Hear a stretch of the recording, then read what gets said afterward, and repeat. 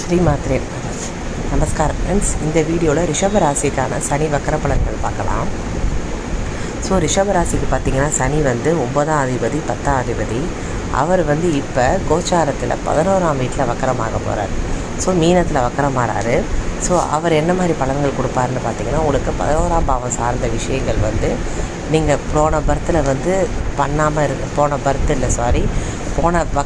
வந்து நீங்கள் பண்ணாமல் இருக்கிற விஷயங்கள்லாம் இந்த வக்கரத்தில் வந்து உங்களை பண்ண வைப்பார்.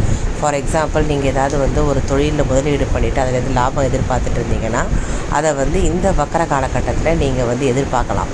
நீங்கள் வந்து கரெக்டான முதலீடாக பண்ணியிருந்தீங்கன்னா இந்த வக்கர காலகட்டத்தில் அந்த முதலீடுக்கான பலன்கள் நீங்கள் எதிர்பார்க்கலாம். அதே மாதிரி இந்த காலகட்டத்தில் நீங்கள் ஃபார் எக்ஸாம்பிள் 11ஆம் பாவம் சம்மந்தப்பட்ட யாராவது நியூ ஃப்ரெண்ட்ஸு அப்படி இல்லைனா வந்து யாராவது புது நண்பர்கள் கூடலாம் நீங்கள் வந்து பழகியிருந்தீங்கன்னா அவங்களோட உண்மையான முகம் இந்த வக்கர காலத்தில் உங்களுக்கு தெரிய வரும்.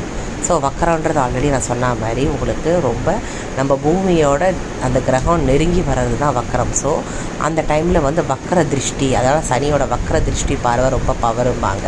நம்ம அந்த வேலையை பண்ணலைன்னா கூட இந்த வக்கர பார்வை மூலமாக நம்மளை பண்ண வச்சிடும். நம்மளுக்கு 1க்கு 100 மடங்கு வேலைகள் அதிக பலுவாயிடும்.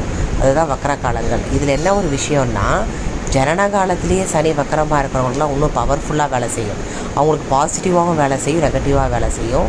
உங்களோட தசாபுக்தி உங்களோட ஜனனகால ஜாதகத்தில் சனி எங்கே இருக்காரோ அதை பொறுத்தும் உங்களுக்கு வேலை செய்யும் ஃப்ரெண்ட்ஸ்.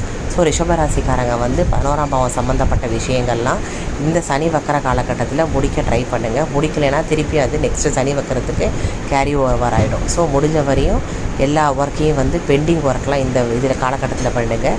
யாரும் புது நபர்கள்லாம் சந்தித்து நீங்கள் வந்து முதலீடு பண்ணாமல் இருக்கிறது நல்லது இந்த வக்கர காலகட்டத்தில் ஃப்ரெண்ட்ஸ். ஸ்ரீமாத்ரே நமக.